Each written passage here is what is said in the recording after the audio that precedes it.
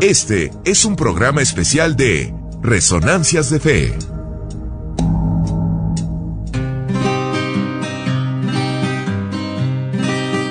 Domingo de Ramos. Con motivo de las vacaciones, la familia de Carlitos visitó la Catedral Metropolitana. Al entrar, todos se quedaron admirados por su majestuosidad y sus obras de arte. Cerca del altar mayor, vieron una puerta con un letrero que indicaba Sacristía Mayor. Frente a ella, un grupo de personas aguardaba para entrar. El pequeño Carlos preguntó: ¿qué es una sacristía? Su papá le contestó: es el lugar donde se guardan los cálices, las vestimentas sacerdotales y todos los objetos para el culto. Ahí se revisten el obispo y los sacerdotes antes de celebrar la misa. Mira, hijo, en esta sacristía se conservan ornamentos muy antiguos y también cálices en oro y plata. Cuando la familia entró al lugar, el niño no pudo contener su admiración y exclamó: ¡es muy bonita! Yo pensaba que solo veríamos cálices y ornamentos, pero las pinturas son maravillosas. En efecto, las paredes mostraban 6 enormes pinturas con diversos temas. El guía del lugar explicó: son obra de Juan Correa y Cristóbal de Villalpando, los mejores pintores del virreinato. Carlitos observó con atención y le preguntó al guía: ¿por qué esa pintura muestra un hombre montado en un burro y acompañado de muchos niños y adultos? Esa pintura representa la entrada de Cristo a la ciudad de Jerusalén, donde moriría por la humanidad. Jesús llegó a aquella ciudad después de predicar y realizar muchos milagros durante 3 años. ¡Rabino, hemos viajado 7 días para verte! Fue recibido por niños y adultos que colocaron mantos a su paso y que cortaron ramos de olivo para aclamarlo como rey. A ese momento se le conoce como el Domingo de Ramos. Si lo recibieron como rey, ¿por qué lo mataron? Sus amigos y discípulos lo recibieron con cariño, pero otros lo recibieron solo por interés político. Pensaban que lucharía contra los romanos y liberaría a los judíos de su yugo. Cuando ellos descubrieron que Jesús predicaba el amor y el perdón, se enojaron con él, se sintieron traicionados y prepararon su muerte. ¿Por qué entró a la ciudad montado en un burrito? Mira, pequeño, en aquel tiempo había ciertas normas de guerra. Era signo de grandeza entrar a una ciudad en procesión y montado en un caballo. Por el contrario, entrar montado en un burrito era signo de humildad. La mamá del niño le explicó: Jesús nos dio siempre el máximo testimonio de humildad y de amor. El Jueves Santo lavó los pies de sus discípulos. Con eso nos enseña a servir y no a ser servidos. Durante la última cena nos enseñó que moría por la humanidad y que su cuerpo y su sangre permanecerían para siempre con nosotros en el pan y en el vino consagrados. El Jueves Santo, después de la cena, Jesús fue traicionado por Judas y estuvo preso toda la noche. Al día siguiente, por petición de sus enemigos, fue crucificado como un criminal. Algunos que lo habían recibido con palmas esperando que luchara contra los romanos, ahora lo traicionaban pidiendo su muerte. Solo sus verdaderos amigos y discípulos lo siguieron hasta el Calvario. Carlitos se puso triste por la muerte de Jesús, pero su papá le dijo: no te pongas triste. Recuerda que su muerte no fue el final de la historia. Él resucitó, venció a la muerte y al pecado. Por eso en la misa celebramos su muerte y su resurrección. El guía concluyó: así es. Esta pintura nos recuerda que celebrar la misa es unirse a Cristo en su pasión, muerte y resurrección. Gracias a esa explicación, Carlitos comprendió el valor de la misa. A los pocos meses, regresó con su familia a la catedral. Quería celebrar el Domingo de Ramos e iniciar la Semana Santa recordando la entrada de Jesús a Jerusalén. Mientras bendecían sus palmas, el niño aclamó a Cristo como Rey de la paz y del amor. Resonancias de Fe, con el Padre José de Jesús Aguilar Valdés, la voz amable de la radio.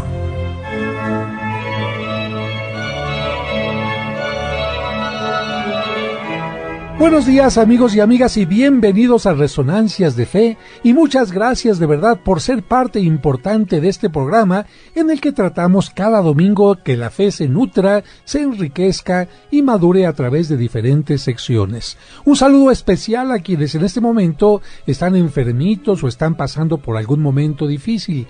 Cuenten con nuestra oración para que se sientan más ligeros en estos momentos y sepan que, aunque no lo parezca, es cuando Dios está más cerca de ustedes para acompañarles y fortalecerles como un buen pastor.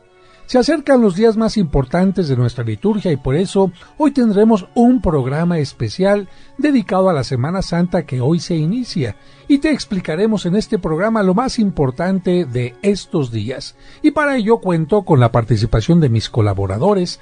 En la producción, Sergio Enríquez Morín. Compartiendo micrófonos, Raúl Mauricio Hernández y Salvador Romero.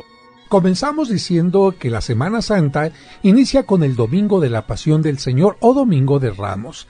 Este domingo los cristianos recordamos la entrada de Cristo en Jerusalén y lo aclamamos cantando Hosana.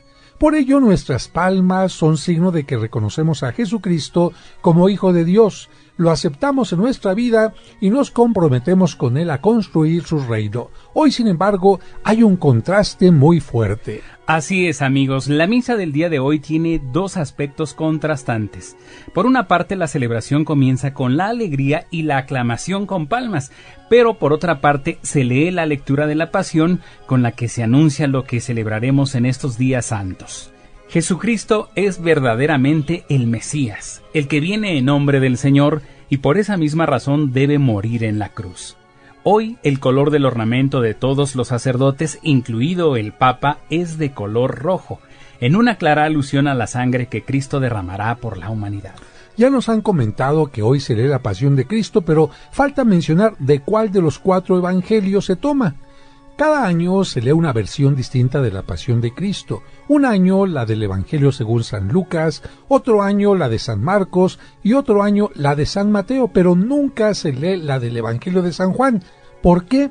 Porque la Pasión según San Juan se reserva para leerla todos los años, pero el Viernes Santo.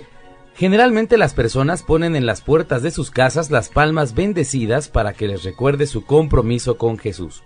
Desgraciadamente, hay quienes las ponen con un sentido mágico, para espantar a los ladrones.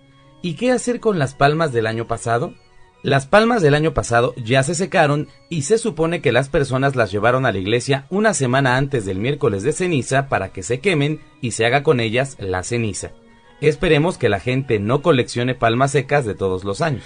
En México, que es un pueblo con sentido creativo y festivo, las palmas se embellecen con las manos maestras de los artesanos que las tejen y les dan formas caprichosas. Sin embargo, no importa la forma de la palma, lo que importa es su significado y nuestro compromiso con Cristo.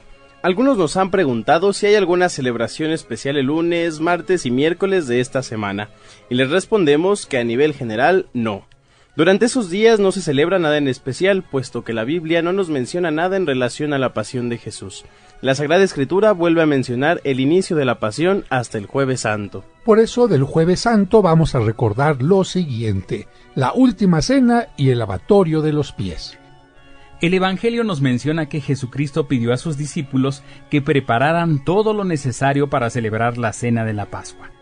Esa cena conmemoraba la libertad que Dios había dado a los judíos cuando eran esclavos en Egipto, en tiempo de Moisés. De hecho, la palabra Pascua, Pesaj en hebreo, significa paso, el paso de la esclavitud a la libertad. Pero antes de darles la libertad, Dios le pidió a Moisés que cada familia sacrificara un cordero sin defecto y que lo comieran asado, junto con pan sin levadura. Después de esa cena, Dios los sacó de Egipto y les dio la libertad. Por eso, cada año, el pueblo judío celebraba su independencia, la Pascua, con una cena ritual.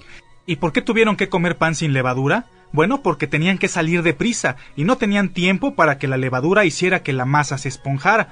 Por esa razón, en la celebración de la Pascua se comía pan ácimo o pan sin levadura, del mismo material del que están hechas nuestras hostias, es decir, solo agua y harina.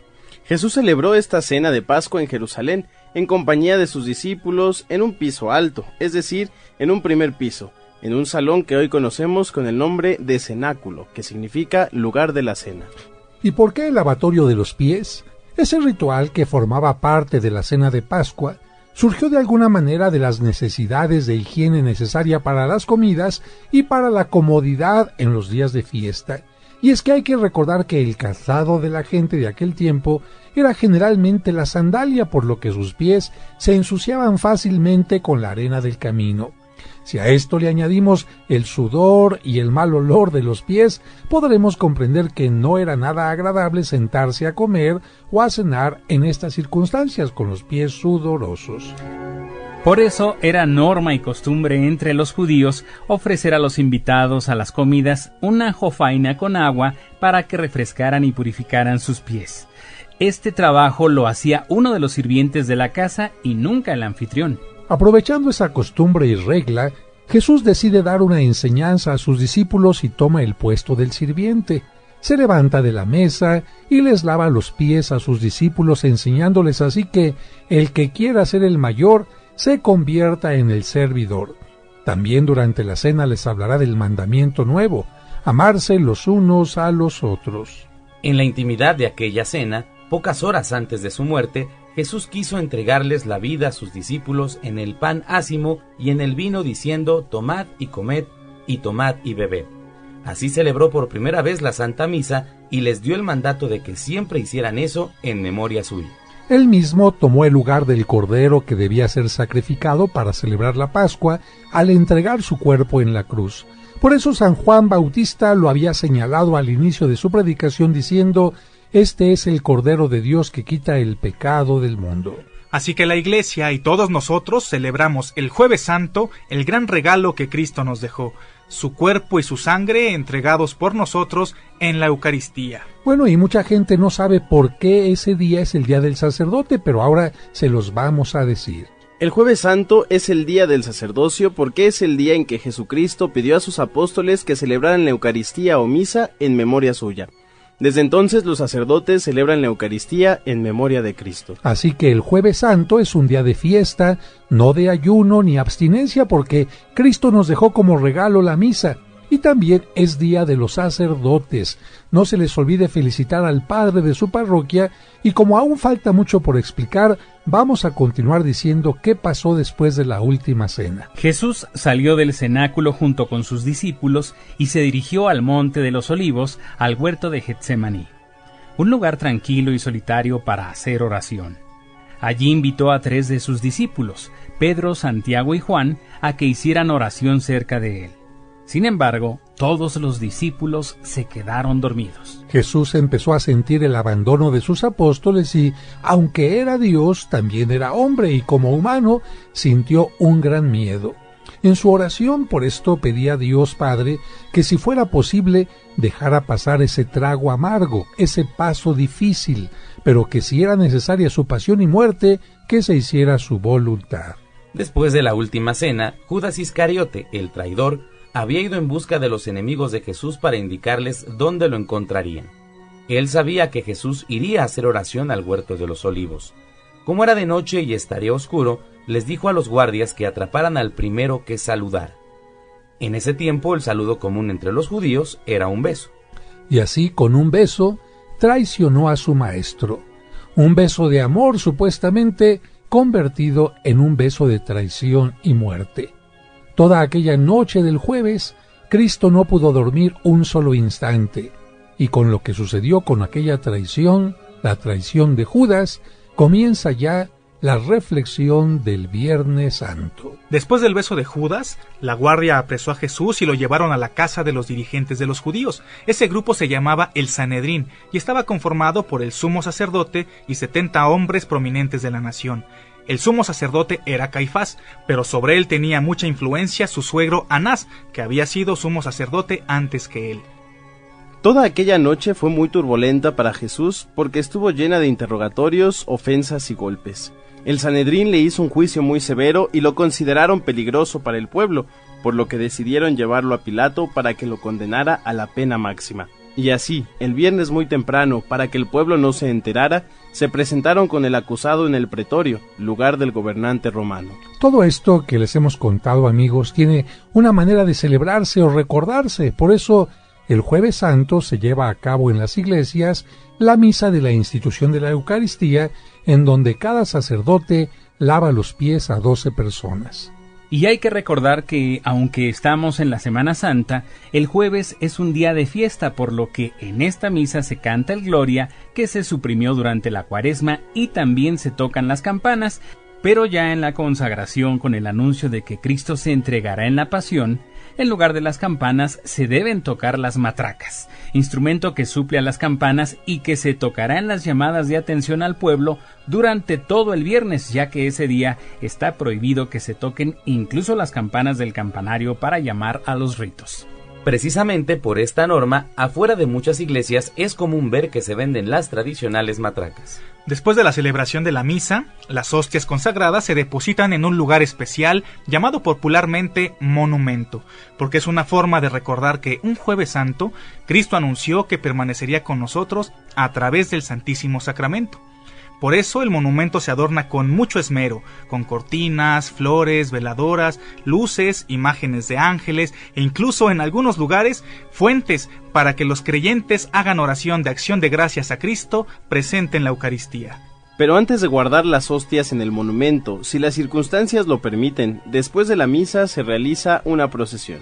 Y ahora explicaremos cómo se inició la costumbre de visitar 7 iglesias. Como todas las iglesias ponen su monumento dedicado a la Eucaristía, muy pronto los creyentes comenzaron a realizar recorridos para visitar varios monumentos, no solo para ver cuál de todos estaba mejor realizado, sino para dedicar momentos de oración y sobre todo para poder obtener una indulgencia. A propósito de esto, quiero comentarles que lo de las indulgencias viene de Roma, pero lo vamos a explicar. Los peregrinos que visitaban Roma tenían la costumbre de visitar las 7 basílicas o iglesias más importantes de la ciudad y con ello se les concedía la indulgencia, que en forma sencilla de explicar es hacer buenas acciones u obras piadosas para borrar las malas. Por ejemplo, si una persona dejó de hacer oración, le dedica tiempo a la oración al Santísimo, o si a una persona le daba flojera ir al templo, dedica tiempo a una peregrinación o visita a santuarios, etc. Pues los peregrinos de Roma obtenían esa indulgencia, y más tarde esa indulgencia la pudieron obtener quienes en cualquier parte del mundo visitaran 7 iglesias o altares distintos. Con el tiempo a estas 7 visitas se les añadió una intención piadosa. ¿Cuál era esta intención? Acompañar espiritualmente a Jesucristo en sus momentos difíciles antes de ser condenado a muerte. Así surgieron estas 7 visitas, 7 etapas o 7 estaciones. La primera etapa o primera estación va del cenáculo al Monte de los Olivos. La segunda, del Huerto de los Olivos a la casa de Anás. La tercera, de la casa de Anás a la del sumo sacerdote Caifás. La cuarta, de la casa de Caifás al pretorio de Pilato. La quinta, de la casa de Pilato ante el rey Herodes. La sexta, del encuentro con Herodes de regreso a Pilato, y la séptima y última, de la casa de Pilato al Calvario. ¿Pero es realmente necesario visitar 7 iglesias? Creo que si entendemos la intención podremos decir que no, especialmente cuando las personas no pueden caminar mucho por la edad, por enfermedad o porque las iglesias quedan muy lejos una de otra. Pueden hacer menos visitas o, como algunos le hacen, entran y salen del mismo lugar 7 veces con la intención de ganar la indulgencia, o permanecen un tiempo largo en el mismo lugar. Lo importante es estar un momento importante frente al Santísimo Sacramento. Pero para quien puede caminar puede resultar muy benéfico e incluso agradable visitar 7 iglesias distintas. En esta ciudad muchas personas aprovechan para conocer rumbos como el Centro Histórico, Coyoacán o Xochimilco. Y muchos que salen en la Semana Santa aprovechan para visitar y conocer las iglesias más bellas en lugares como Puebla, Querétaro, Oaxaca, Zacatecas, entre otras. Bueno, el recorrido más clásico en el centro de la Ciudad de México es iniciar con la iglesia de San Bernardo en la calle de 20 de Noviembre y Venustiano Carranza. Es una iglesia pequeñita pero muy bella, Luego se cruza el Zócalo para llegar al Sagrario Metropolitano, que está pegadito a la derecha de la catedral. Después se entra a la catedral, después se visita la iglesia de Santo Domingo, que está justo junto al portal de Santo Domingo. Luego se continúa a la iglesia de la Profesa, en la esquina de Isabela Católica y Madero. Se camina después por Madero, ahora una calle peatonal, hasta llegar a la iglesia de San Felipe de Jesús, que es un templo expiatorio bellísimo, y se termina en la gran iglesia de San Francisco de Asís, que está a un lado de la Torre Latinoamericana. Para quienes no pueden caminar mucho, la catedral es una buena opción porque tiene 14 capillas y en cualquiera de ellas se puede hacer un momento de oración para concluir en donde está el Santísimo. Y para los que no pueden caminar por problemas de salud o de edad, les recordamos que pueden hacer el recorrido espiritualmente desde su casa, su cama o silla de ruedas. Hemos comprendido ya lo que se celebra el Jueves Santo, pero el tiempo apremia y ahora vamos a explicar el Viernes Santo. Por la mañana del viernes se realizó el juicio de Cristo. Los jefes del pueblo lo presentaron a Pilato y éste, después de mandarlo a azotar, lo condenó a morir crucificado. Después de caminar por la calle de la amargura, Jesús salió de la ciudad y llegó hasta el monte que la gente llamaba Gólgota, Gabatá, Monte de la Calavera, o Calaverario o Calvario. La gente llamaba así a ese lugar porque era un lugar de suplicio en donde se ejecutaba a los condenados a muerte. Muchas veces se dejaban ahí los cuerpos de los muertos para que los destrozaran los buitres y por eso muchos restos de sacrificados quedaban allí, especialmente las calaveras. Estos momentos los recuerda la Iglesia mediante la celebración del Vía Crucis. De hecho, las palabras Vía Crucis están en latín y significan el camino de la cruz. Es importante mencionar que no todas las estaciones del Vía Crucis están marcadas en la Biblia, sino que proceden de la tradición popular y de testimonios muy antiguos. Los 14 momentos o estaciones del Vía Crucis son los siguientes. La primera, Jesús es condenado a muerte. La segunda, Jesús es cargado con la cruz. La tercera, Jesús cae por primera vez. La cuarta, Jesús encuentra a su madre en la calle de la amargura. En la quinta estación, Simón Cireneo ayuda a Jesús a llevar la cruz. La sexta estación, la Verónica enjuga el rostro de Jesús. La séptima, Jesús cae por segunda vez. La octava, Jesús consuela a las mujeres de Jerusalén. Novena, Jesús cae por tercera vez. La décima, Jesús es despojado de sus vestiduras. La 11ª, Jesús es clavado en la cruz. La 12ª, Jesús muere en la cruz. En la 13ª, Jesús es bajado de la cruz. Y por último, en la 14ª, Jesús es llevado al sepulcro. En algunos lugares al Vía Crucis se le añade el arte del teatro y se hace con la representación de la pasión de Cristo. Recordemos que nuestro Señor Jesucristo fue crucificado hacia las 12 del día y permaneció en el suplicio hasta las 3 de la tarde, hora en que murió. Por eso es común que en muchas partes, hacia las 12 del día, se lleve a cabo una celebración que recuerda las últimas 7 palabras de Cristo. Estas palabras están tomadas no de solo uno, sino de los 4 evangelios. Durante las 3 horas que estuvo crucificado Jesucristo, tuvo graves problemas para respirar, por lo que casi no podía hablar. Estas 7 palabras son sus últimas palabras. La primera palabra fue: Padre, perdónalos porque no saben lo que hacen. Esta palabra nos recuerda cómo muchas veces los humanos no tomamos conciencia del mal que hacemos y la gran comprensión que Dios nos tiene. La segunda palabra fue: en verdad te digo, hoy estarás conmigo en el paraíso. Y se refiere al momento en que uno de los ladrones crucificados junto a él se arrepiente. Esto nos muestra que nuestro arrepentimiento siempre nos lleva al perdón de Dios. La tercera palabra nos recuerda que la Virgen María y San Juan estaban junto a la cruz acompañando a Jesús. Como Jesús no tenía ningún hermano que se encargara de cuidar a su madre, la dejará bajo el cuidado del apóstol. Pero también algo hermoso es que Cristo sabía que el amor de su madre era inmenso y lo podía compartir con toda la humanidad. Por eso le dice a María que San Juan y todos nosotros seremos sus hijos. Así, la tercera palabra fue: Hijo, he ahí a tu madre. Madre, he ahí a tu hijo. Antes de hablar de la cuarta palabra, quiero decirles que la Biblia nos ofrece una gran cantidad de oraciones para todo tipo de momentos, para la alegría y la tristeza, para cuando todo va bien y para cuando tenemos desconsuelo. Estas oraciones son los salmos. Cuando los judíos se sentían tristes, utilizaban un salmo que dice: Dios mío, ¿por qué me has abandonado? Estas palabras fueron la cuarta palabra de Cristo. Aún en la cruz, Jesús nos enseñó a orar. La siguiente palabra fue tengo sed. Imagínense, amigos, que nuestro Señor no pudo dormir en toda la noche y no le ofrecieron en ningún momento un vaso de agua. La gente podía vivir varios días sin alimento, pero sin agua no. Jesús sufrió mucha sed y le ofrecieron vinagre.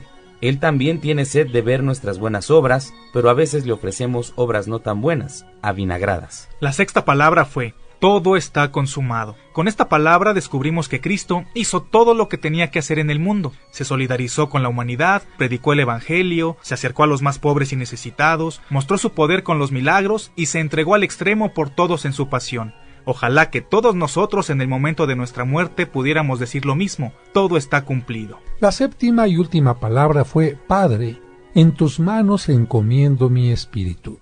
Con estas palabras Jesús entrega a su Padre el espíritu y muere. Dios regresará a su Hijo este espíritu el día de la resurrección, pero vamos a continuar con lo que sucedió el Viernes Santo.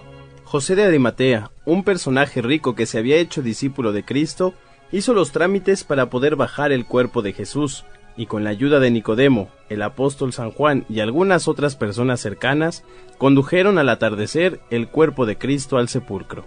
Según las normas judías de la Pascua, no era posible trabajar, por lo que no hubo tiempo para que las mujeres embalsamaran el cuerpo de Jesús. Tendrían que esperar al domingo para regresar con los bálsamos de mirra. Durante el Viernes Santo, la Iglesia hace un homenaje a la Virgen María que nos enseña a permanecer fuertes ante el dolor. En muchas partes del mundo se hacen procesiones con imágenes de la Virgen María o también se hace la procesión del silencio. También en muchas iglesias se realiza una celebración llamada el Pésame a la Virgen. Pero vamos a hacer una síntesis de lo que se hace el viernes en las iglesias. Así es, vamos a ver puntualmente cuáles son las normas y celebraciones del Viernes Santo.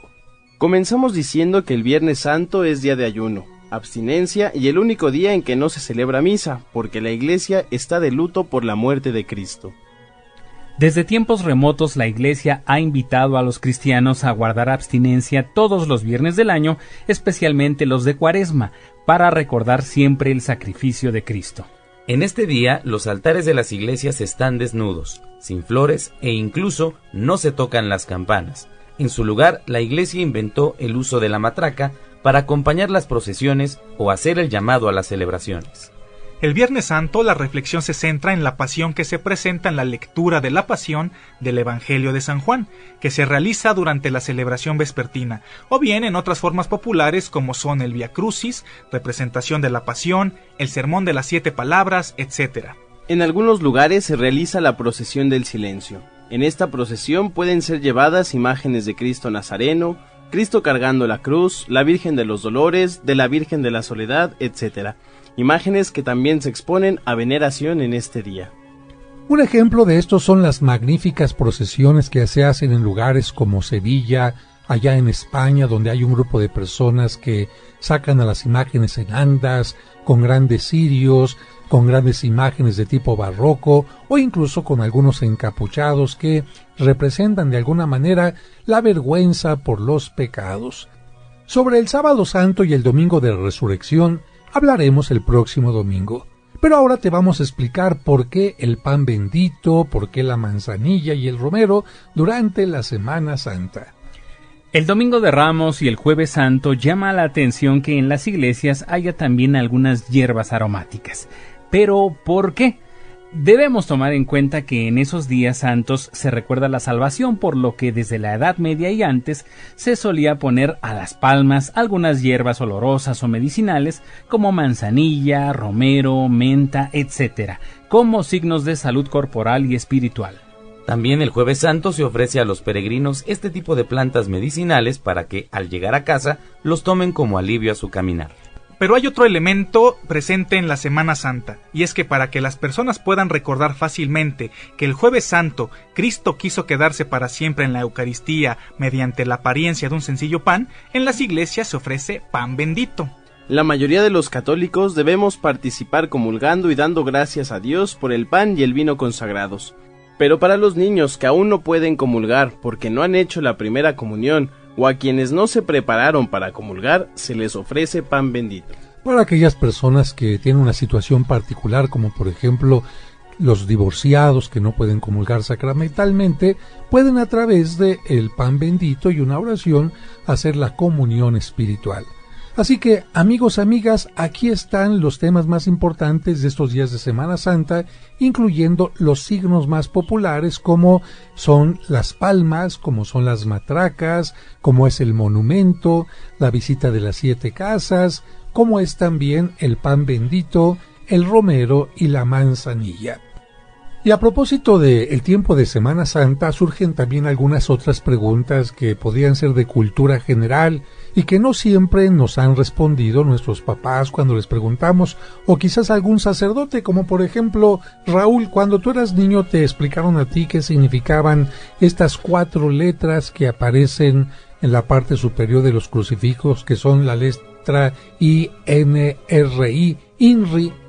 De pequeño uno decía, ¿qué será INRI, no? Y no sabía uno de qué se trataba. ¿A ti te explicaron alguna vez esto? Pues si me lo llegaron a explicar, no lo recuerdo, padre, honestamente. Yo ya después lo supe a partir de, pues que yo mismo me metí a investigar.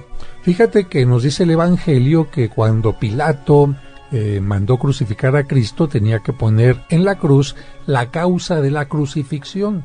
Porque hay que recordar que si se colgaba al condenado era para que todos los que pasaban por ahí, y era cerca de una puerta, la puerta judiciaria de Jerusalén, todos los que iban llegando a Jerusalén por ahí, vieran al condenado y dijeran, ahí está el letrero, ¿por qué lo crucificaron? Por lo tanto, yo no quiero que me vaya a pasar lo mismo. Y Pilato puso Jesús de Nazaret, rey de los judíos.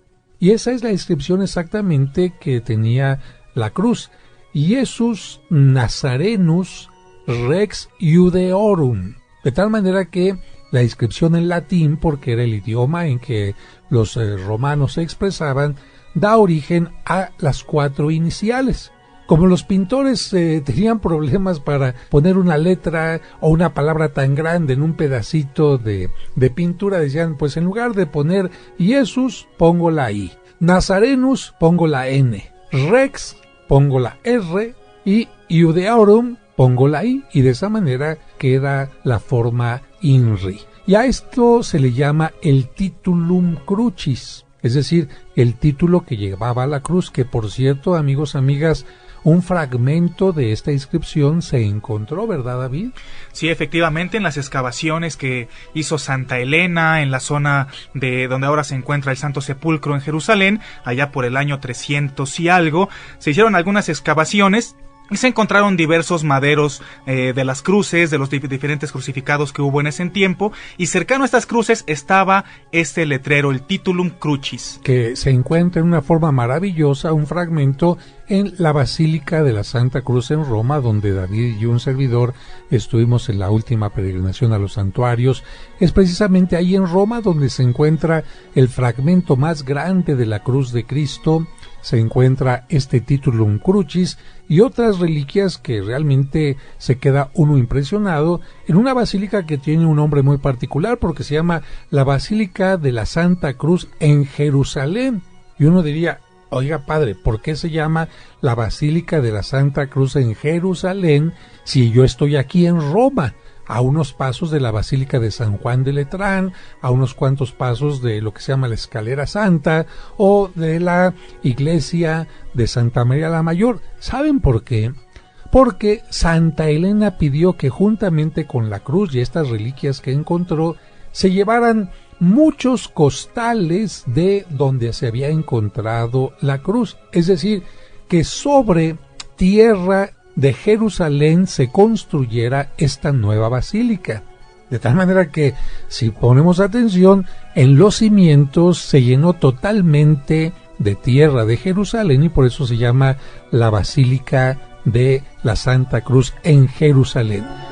Y hay que poner mucha atención, amigos, porque de repente hay quien malinterpreta estas cosas y quiere hacer cosas como las del Código Da Vinci, inventando cosas falsas.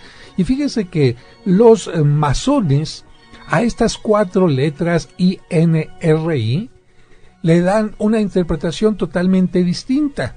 Ellos dicen que la I significa igne, la N significa natura, la R renovatur y la última I íntegra, que significaría ya de esta manera igne natura renovatur íntegra, por el fuego se renueva completamente la naturaleza.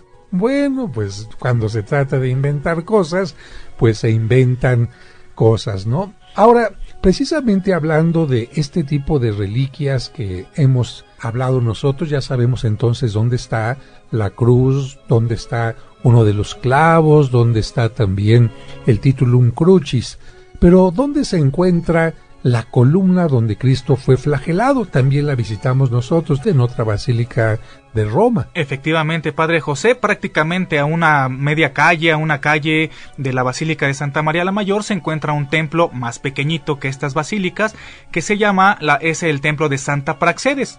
Y en una de las capillitas de este templo está justamente expuesta y ahí se venera la columna de la flagelación. Una basílica muy hermosa que se hizo precisamente para conservar esta columna que, bueno, por generaciones y generaciones es visitada por la gente que quiere recordar esos momentos donde Cristo fue flagelado. Por otra parte, muchas personas se preguntan si es cierto que el cáliz que utilizó Cristo en la última cena se conserva. Mire, en primer lugar hay que decir que es un cáliz, porque un cáliz no es una copa común y corriente. Un cáliz tiene que estar conformado por 3 elementos. Los griegos son los que inventaron estos tipos de copas, vamos a llamarles así, y tienen la copa como tal, es decir, donde se vierte el vino, el recipiente. Pero tienen también una base, que es decir, algo que sirve para que se sostenga la copa y no se caiga. Pero entre la base y la copa tiene que haber algo que se llama un nudo, es decir, algo redondo, cuadrado, puede tener distintas formas, pero tiene que tener el nudo para que esta pieza se considere un cáliz. Es decir, Cristo no utilizó una copa común y corriente, utilizó una copa especial para darle importancia a lo que estaba celebrando. Y bueno, este cáliz se supone que se conserva en la Catedral de Valencia. Es un cáliz muy bonito que solamente se le ha añadido 2 elementos para protegerlo, pero es por la mayoría de los investigadores y sobre todo dándole seguimiento a dónde estuvo y cómo llegó al lugar, se supone que es el cáliz que Cristo utilizó en la última cena. ¿Qué otra reliquia de la pasión nosotros podemos encontrar? Seguramente tú has escuchado algo, Raúl, tú, Salvador. ¿Alguna otra reliquia que han escuchado hablar de la pasión de Cristo? Sí, la corona de espinas. La corona de espinas, ¿y dónde se encuentra? Si no me equivoco, en Roma. Ahí sí te falló. ¿Dónde está, David? Bueno, la corona de espinas, la mayor parte de la corona de espinas, porque también hay que recordar que varias espinas de esta corona se han distribuido en diversas basílicas del mundo, pero la mayor parte de la corona se encuentra en la Catedral de Notre Dame en París. Efectivamente, fue el rey, San Luis, rey de Francia, quien consiguió esta corona y la mandó poner primero en su palacio, en una capilla que se llama la Sainte-Chapelle, que es una de las joyas de arte gótico en el mundo porque tiene los vitrales más hermosísimos. Cuando entra uno a este lugar, haga de cuenta que entra a un relicario hecho totalmente en cristal. Pero bueno, como toda la gente quería verla, entonces esta corona de espinas se trasladó a lo que es la Basílica de Notre Dame en Francia, y todos los viernes de la Semana Santa se expone ahí en París. Yo he tenido la fortuna de estar precisamente en estos momentos que se expone y besar esta corona de espinas. Pero hay otra reliquia que nuestros amigos también se preguntan, oiga, un pequeño manto que se acercó al rostro de Cristo, ¿cómo se llama eso? Pues es el sudario, ¿no, padre? No. ¿No? ¿No es el sudario? ¿Cómo se llama, Salvador? Bueno, el manto de la Verónica. Nos dice precisamente la tradición que una mujer se acercó a enjugar, a secar, a limpiar el rostro de Cristo, y en ese sudario supuestamente queda el rostro de Cristo. ¿En dónde se encuentra? Porque hay varias tradiciones. La más importante se encuentra en la Basílica de Roma, justamente en una de las esquinas que rodean el altar donde celebra el Papa. En una de estas esquinas está la escultura de la Verónica, y de esta mujer que enjuga el rostro de Cristo, y en la parte de arriba se encuentra esta reliquia preciosa que vino a México. Y vamos a decir que la Biblia no menciona el nombre de esta mujer. La Biblia habla de una mujer que se acerca a enjugar el rostro de Cristo, pero la palabra Verónica viene de la palabra vera eikon, verdadera imagen de Jesucristo. Es decir, esta mujer era la verdadera imagen de Cristo, la mujer, porque Cristo nos enseñó a ser misericordiosos, y esta mujer fue misericordiosa. Entonces, esta mujer era una imagen de Cristo que se acercaba al más necesitado. Pero la tradición nos menciona también que sobre ese paño, vamos a decir así, quedó grabado el rostro de Cristo, y precisamente es una de las reliquias que solamente se exponen en los años santos, y que vino aquí a México en una exposición que a mí me tocó estar acompañando, la exposición de Tesoros del Vaticano. Y como requiere de una luz muy especial, pues estuvo en una sala donde la gente entraba, había una vitrina muy oscura, había que acercarse, y ya cuando se acercaba uno, la luz aumentaba un poquito para verla. Pero como mucha gente pasaba y veía oscurito, se seguía, y no se dieron cuenta que teníamos nosotros una reliquia que solamente ha salido del Vaticano pocas veces, y que nos la habían prestado para ese tiempo.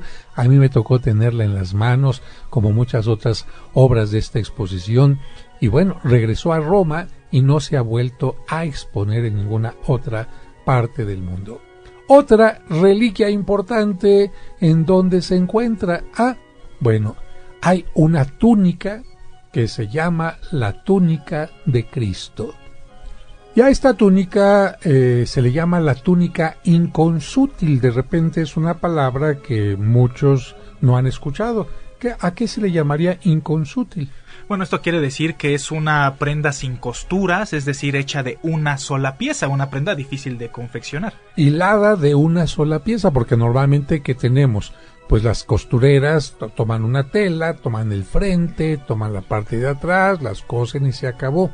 Bueno, para aquellas personas que piensan que Cristo vestía en forma miserable, que Cristo tenía solamente una tela hecha de cosas pobres, hay que decirles que el Evangelio nos menciona que los soldados se pelearon precisamente las vestiduras de Cristo. ¿Por qué?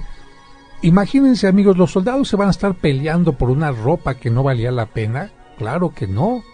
Lo que pasa es que Cristo tenía una túnica inconsútil, es decir, una túnica hecha de una sola pieza que en su tiempo tendría que haber costado muchísimo dinero. ¿Quién se la entregó? Quizás se la habrá regalado Nicodemo, José de Arimatea, no sabemos quién, pero Jesucristo no negó, no rechazó este obsequio que le hicieron con mucho cariño.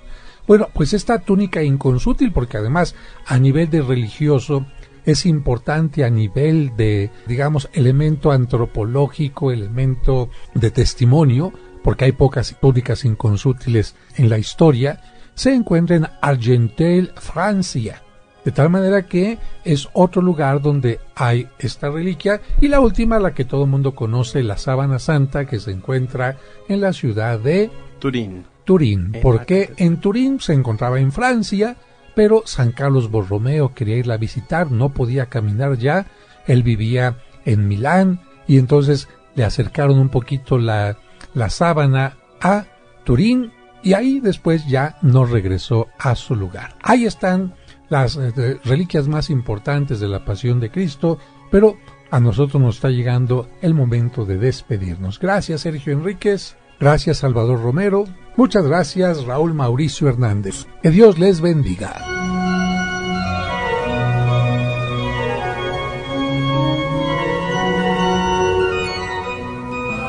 Esperamos que ahora que has aprendido más, tu fe te dé la seguridad y confianza para seguir adelante en la vida.